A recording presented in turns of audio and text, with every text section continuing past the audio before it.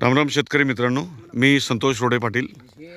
आज आपण जालना जिल्ह्यातील घनसावंगी तालुक्यामध्ये सेलवाडा या गावामध्ये आलेलो आहोत.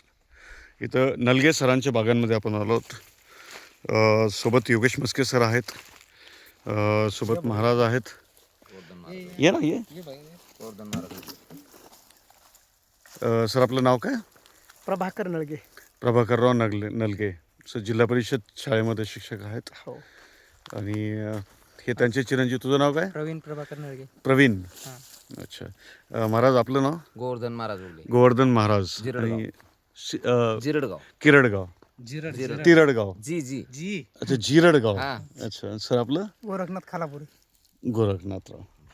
तर आपण आज जे आलो होतो याचा उद्देश हा होता की झाडामध्ये काही म्हणजे आता बहार फोडण्याचा टाईम आहे आणि काही अशा गडबडी झालेल्या आहेत की ज्याच्यामुळं बहार फुटेल का नाही याची थोडीशी आशंका होती. त्यामुळं सरांनी कॉल केला होता, म्हणून मी आणि योगेश सर आलो होतो. तर सर काय आहे स्थिती झाडांची आणि काय नियोजन आहे याच्यामध्ये? आता सरांनी जे नियोजन केलेलं आहे का, सरांनी आतापर्यंत जे काही स्टोरेजचे कामं केलेली ह्याच्यामध्ये तेवढं पाहिजे तसं स्टोरेज झाडामध्ये नाही आहे. झाडामध्ये पानाची मॅच्युरिटी नाही आहे, पान पिवळसर झालेलं आहे एकदम. आणि अशा कंडिशनमध्ये बाग फुटण्याचे चान्सेस कमी असतात, कारण पान मॅच्युअर्ड असलं तर ते कळी काढू शकतं. त्याच्यामध्ये अन्न निर्मिती चांगली होते, झाडामध्ये तेवढी सक्षमता राहते, काडी तेवढी फुगलेली असते आणि ते स्टोरेज कळीच्या रूपात बाहेर पडत असतं. आता ती स्थिती थोडी विरुद्ध आहे. आणि मधल्या काळात काय झालं, जे पाऊस जास्त झाला त्या वेळेमध्येच झाडं तानावर गेली होती आणि पाऊस झाल्यानंतर जी काही अकाळी पानगळ झाली त्याच्यामुळे ते स्टोरेज निघून गेलं झाडातलं. आणि नंतर नवीन जी पालवी आली, ह्या पालवीला परत डेव्हलप व्हायला आणि त्याला अन्न निर्मिती करायला आणि ते स्टोरेज झाडामध्ये यायला वेळ लागून गेला. आणि त्या काळात यांच्या भरपूरशा काही गोष्टी थोड्याशा झाल्या. आता ते पण नोकरदार वर्गातले मागं पुढं झाल्या, नाही काही गोष्टी चुकल्याच. मागं पुढं झाल्या. त्याच्यामुळं मग काय झालं, आज जशी स्थिती पाहिजे झाडांची फुटण्यासाठी, जे झाडं योग्य पाहिजे किंवा ती काडी मॅच्युरिटी म्हणा किंवा जी पानाची सक्षमता पाहिजे ती दिसत नाही बागेत.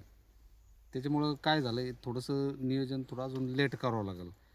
15-20 दिवस अवेळी नत्राचं प्रमाण सुद्धा वाढून गेलं काही फवारण्यांमध्ये. जे आपण स्टोरेज अवस्थेत असो किंवा विश्रांतीमध्ये असो किंवा ताण अवस्थेत असो, हे पण बहारातले टप्पे वेगवेगळे. या अवस्थांमध्ये नत्र द्यायचा नसतो आपल्याला. सरांकडून काही गोष्टीत गेला नत्र, मग ते थोडंसं त्याचे परिणाम आपल्याला असे दिसले की अजूनही आघारी तेवढी मॅच्युअर्ड दिसत नाही, आघारी वाढतच चालली आहे आणि मग ते स्टोरेज कमी होतं आहे. आणि मग जेव्हा तुम्हाला पाणी फोडल्यानंतर हे आघारीचं स्वरूप असं राहतं की पुढं अजून आघारेच बागेत निघत चालतं, फूट कमी असते. मग जे फूट निघण्यासाठी स्टोरेज पाहिजे ते आपण 20 दिवसात द्यायचा प्रयत्न करू. आणि त्याच्यातून आता ह्या कंडिशनमध्ये फूट निघणार आहे याच्यापेक्षा एक 25-30% फूट वाढवू शकतो आपण. आणि काडी थोडी मॅच्युअर्ड झाल्यानंतर फूट चांगली निघेल, त्याची पुढं गळ कमी होईल आणि जी फळ धरण्याची जी क्षमता असते झाडातली ती वाढून जाईल. अशा पद्धतीत आपण पुढचं नियोजन करू सर. बरं, मग 20 दिवसामध्ये आपल्याला म्हणजे जो आता आपण 2 महिन्याचा समजा आपण ताण देण्याचं असं पाहिजे की झाडाला साधारण 60 दिवसात 70 दिवसाचा ताण पाहिजे. आपण हे राहिलेले 20 दिवसात पूर्ण करू शकतो का? नाही, आपल्या झाडामध्ये ताण बसलेला आहे, ट्रेस बसलेला आहे, डोळे भरपूर आहेत. डोळे भरपूर आहे. परंतु आता काय झालंय, जी काडीमध्ये जी ताकद पाहिजे, काडीतली ताकद तुमची निघून गेलेली. आपल्याला फक्त स्टोरेज द्यायचे काडी. 20 दिवसात होईल काही? आता जसं उदाहरण घेऊ आपण, आता ही काडी आहे, ही काडी थोडीशी मॅच्युअर वाटते, ठीक आहे. पण आता हीच जर काडी तुम्ही बघितली तर याच्यामध्ये फूट जरी निघाली तर ही टिकणं अवघड होऊन जातं, कारण ही काडी मॅच्युअर नाही आहे. तर आपली प्रॉब्लेम जो आहे तो काडी मॅच्युरिटीचा आहे. मग 20 दिवसात आता राहिलेलं हां बिलकुल, आपण त्याला प्रयत्न करूयात.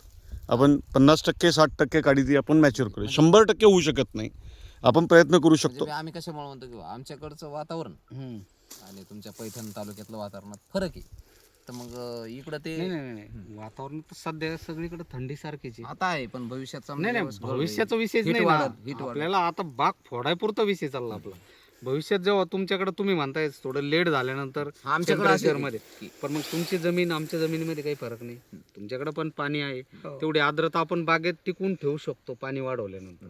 आणि जे गुंडीगळीची समस्या राहील झाडामध्ये जर ताकद राहील, चांगली ताकद राहील आणि बहार नियोजन करत असताना जी आपण विश्रांतीत केलेली कामं याच्यावरच आपली गुंडी गळ म्हणजे अवलंबून असते. आपण जर आता राहिलेलं असं नियोजन केलं तर जरी नंतर हिट जरी वाढलं फेब्रुवारी मार्च मध्ये तर आपली गुंडी गळ उन्हामुळे होणार नाही नाही आम्ही नाहीच होणार. त्याच त्याची पद्धतीने ताकद आपण आज नियोजन देऊन करतो. ठेवू. आपण आज जे काडी स्टोरेज देतोय ताकद देतोय याच्यातून काय होईल फूट तर निघणारच तुमची पण पुढे जी गळ होईल तर आम्ही तुमच्या सोबत आहे ना त्या गळीसाठी आपण काम करत राहणार आहे 20 दिवसातच आपण थांबणार नाही.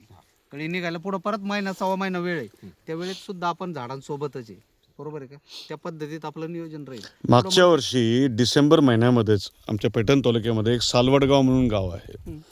तिथले 2 बंधू आहेत, ईश्वर मोरे आणि किशोर मोरे किशोर मोरे. त्यांच्या बागेमध्ये सेम स्थिती झाली होती. आम्ही ज्यावेळेस त्यांच्या बागेमध्ये गेलो होतो, बाग लीक झालेला होता. ठीक आहे, ढगाळ वातावरण, आता तरी थोडंसं वातावरण क्लिअर आहे त्यामुळे आम्हालाही विश्वास जास्त आहे. त्यावेळेस तर ढगाळ वातावरण होतं, म्हणजे बाग हातात घ्यावा की नाही घ्यावा हे सुद्धा 10 वेळेस विचार करून कोणीही केलं असतं. आम्ही हिंमत केली कारण आम्हाला माहीत होतं काय करायचं आहे, काय केल्याने झाडामध्ये ताकद मिळेल आणि गुंडी सेट झाल्यानंतर ती गुंडी टिकेल. सगळ्यात महत्त्वाचं ते असतं की गुंडी सेट झाल्यानंतर गुंडी टिकणं जरुरी असतं. आम्ही ज्याप्रमाणे प्रयत्न केले होते त्या आम्हाला यश आलं. आज तो बाग म्हणजे जिथं 2 टनसुद्धा माल निघणार नव्हता असं शेतकरी स्वतः म्हणत होता, त्यांनी मागच्या वर्षी 12-13 टन माल काढला. सोबत माल कमी निघेल असं वाटत होतं म्हणून मिरग्याचं नियोजन केलं, मिरग्यामध्ये 8-10 टन माल काढला आणि आज तो बाग चांगल्या वेल स्थितीमध्ये आलेला आहे. यावर्षी कमीत कमी 25 टनाचं त्याचं टार्गेट आम्ही घेऊन चाललेलो आहे. आम्ही शेतकऱ्याच्या नावासहित सांगतोय कारण आम्ही ते प्रत्यक्ष तिथं ते काम केलं आहे. त्यामुळं आम्हाला विश्वास आहे की आपण जर 25 दिवस अजून थांबलो तर काही गोष्टी केल्यानंतर ताकद मिळून जाईल झाडाला आणि पुढचं नियोजन व्यवस्थित होऊन जाईल. त्याच्यामुळे आपण एक 20-25 दिवस पुढे जाऊ आणि यावर्षी थंडीचा कार्यकाळ थोडा लेट आहे. लेट आहे. आहे ना टेम्परेचरच थोडं लेट वाढणार आहे तेवढ्या वेळेत आपलं होऊन जातं आणि या 20 दिवसात थंडीमध्ये काडी पण घट्ट होऊन जाईल. जे आपण स्टोरेज देऊ ते चांगलं भरल्या जाईल, पान थोडं मॅच्युरिटी वाढून जाईल. आता हे जो स्प्रे होईल पुढच्या वेळी जेव्हा येऊ आपण लागलं तर व्हिडिओ काढू सर एक हा पिवळसरपणा कमी दिसेल तुम्हाला स्प्रेमधून. पान थोडं मॅच्युरिटीकडे जाईल आणि जेवढं पान तुमचं मॅच्युअर्ड होईल तेवढं तुमचं कळी काढायला त्याची स्थिती काडीची स्थिती चांगली तयार होईल बागेत. हो ना. त्या पद्धतीत आपण नियोजन करू. या थोडे सर तुम्ही या ना. तुम्ही बोला आता सर. रामराम शेतकरी मित्रांनो, मी संतोष सुडे पाटील, फळबाग सोबती. आज सरांच्या बागेमध्ये व्हिडिओ काढण्याचे 2 उद्देश होते. पहिला की अशा परिस्थितीमध्ये सुद्धा बाग व्यवस्थित पद्धतीने फोडता येऊ शकतो की नाही येऊ शकत, तो एक उद्देश होता. आणि दुसरा, जालना जिल्ह्यामध्ये विशेष करून सरांनी जसं सांगितलं, अंबड तालुका असो किंवा घनसावंगी असो किंवा जालन्याच्या आसपासचं क्षेत्र आहे, इथं बरेचसे शेतकरी जे आहे कंटाळून बाग उपटत आहेत. त्यांना माझी एक रिक्वेस्ट आहे, यावर्षी काय झालं आहे, एकतर पाऊस जास्त झाला सर. पाऊस जास्त झाल्यामुळे 1.5-2 महिने तोड झाली नाही, हार्वेस्टिंग झाली नाही आणि माल खराब झाला. त्यामुळं दिवाळीच्या आसपास किंवा दिवाळीच्या 15 दिवस अगोदर ज्यावेळेस म्हणजे पाऊस संपला त्यावेळेस चांगल्या मालाला जो भाव भेटणार होता तो सुद्धा खराब माल मार्केटमध्ये आल्यामुळं चांगल्या मालाला सुद्धा भाव भेटला नाही. त्यामुळे शेतकरी वर्ग थोडासा निराश आहे आणि त्यामुळे बऱ्याचशा शेतकऱ्यांनी बाग उपटणं हा एक संभ्रमामध्ये आहे, ठेवावं की नाही ठेवावं. याच्यासोबत शेतकरी मित्रांना अजून एक गोष्ट माहीत नाही, ज्यामुळं 2025 मध्ये मागच्या वर्षीच्या आंब्या बहाराला भाव मिळाला नाही. त्याच्यामध्ये सगळ्यात महत्त्वाचं कारण आहे, भारतातली मोसंबी एक उच्च गुणवत्तावाली मोसंबी आहे आणि एक्सपोर्टसुद्धा होते. आपली मोसंबी विशेष करून विदर्भ झालं, मराठवाडा झालं, पैठण झालं, इथली मोसंबी बांगलादेशमध्ये सुद्धा भरपूर प्रमाणामध्ये आपली एक्सपोर्ट होत होती.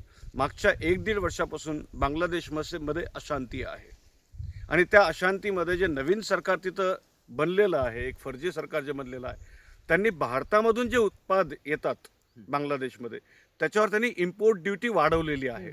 आणि विशेष करून जे ॲग्रिकल्चरल प्रोडक्ट्स आहेत त्याच्यामध्ये तुमचे फ्रूट्स असतील, धान्य असतील, या सगळ्या गोष्टींवर इम्पोर्ट कॉस्ट त्यांनी जास्त केलेली आहे, इम्पोर्ट प्राईस त्यांनी जास्त केलेली आहे. जसं आपण मोसंबीचंच उदाहरण घेऊ, मागच्या 2 वर्षापूर्वी बांगलादेशमध्ये जी भारतातली मोसंबी जात होती त्याची इम्पोर्ट प्राईस जवळजवळ 70 रुपयाच्या आसपास होती भारतीय रुपयामध्ये. नवीन सरकारने ती इम्पोर्ट प्राईस वाढवल्यामुळं ती आज 110-120 रुपये झालेली आहे.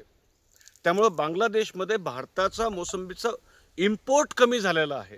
हेच कारण आहे ज्याच्यामुळे बागवानांना सुद्धा मोसंबी परवडत नाही आहे आणि शेतकऱ्यांना सुद्धा मोसंबी परवडत नाही आहे. हे एक मुख्य कारण आहे जे तुम्हाला कोणीच सांगणार नाही. बरं सर, मग हे कारण पुढं चेंज होऊ शकतं का बिलकुल शेतकऱ्यांचं? चेंज होऊ शकतं. येत्या फेब्रुवारीमध्ये बांगलादेशमध्ये निवडणुका आहेत. नवीन एक लोकतांत्रिक सरकार बनण्याची शक्यता आहे, बनू शकतं. जर ते बनलं तर त्यानंतर परिस्थिती वापस सुरू म्हणजे होईल. येणारा काळ मोसंबीसाठी चांगला राहील बिलकुल चांगला आहे. भावामध्ये तरी. बिलकुल. आणि दुसरी गोष्ट, शेतकऱ्यांनी भावापेक्षा उत्पादनावर जास्त ध्यान द्यावं. किंवा उत्पादन आपलं जास्त असलं तर भावामध्ये 19-20 जरी असेल तर शेतकऱ्यांना ते परवडतं. तर हा एक दुसरा उद्देश होता हा व्हिडिओ बनवण्यामागं. तर जालना जिल्हा जो पूर्ण भारतामध्ये मोसंबी उत्पादनासाठी एक नावाजलेला जिल्हा आहे, बरोबर आहे सर? ओळख आहे. ओळखच आहे मोसंबीची. ओळखतात लोक, पूर्ण भारतामध्ये ओळख आहे त्याची. तर शेतकऱ्यांना एक कळकळीची विनंती आहे की शक्य असेल तर आपला बाग ठेवावा.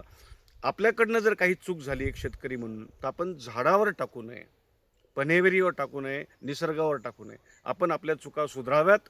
बिलकुल झाडामधून आपल्याला उत्पन्न आणि उत्पादन मिळतं. ठीक.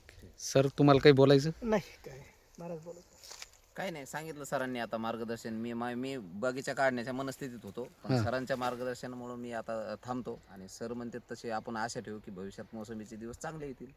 चला. नाही, बिलकुल चांगले येतील दिवस. चांगला पैसाही होईल.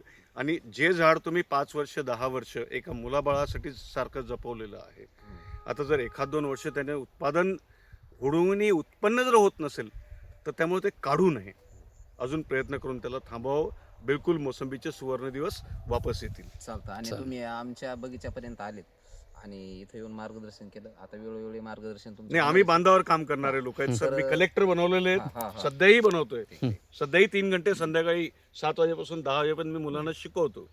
सकाळी 7 पासून संध्याकाळी 6 पर्यंत सकाळी शेतामध्ये 7 असतो. पासून संध्याकाळी 7 पर्यंत एवढं असूनही तुम्ही आमच्याकडे आलात, त्याबद्दल आम्ही तुमचे दोन्ही सर आणि मी सर्व आभारी आहोत. एवढं धन्यवाद. हे योगेश सरांची मेहनत आहे, त्यांच्यासोबत थोडासा हातभार मी लावत असतो. चांगलं आहे. धन्यवाद. धन्यवाद सर. धन्यवाद सगळ्यांचे.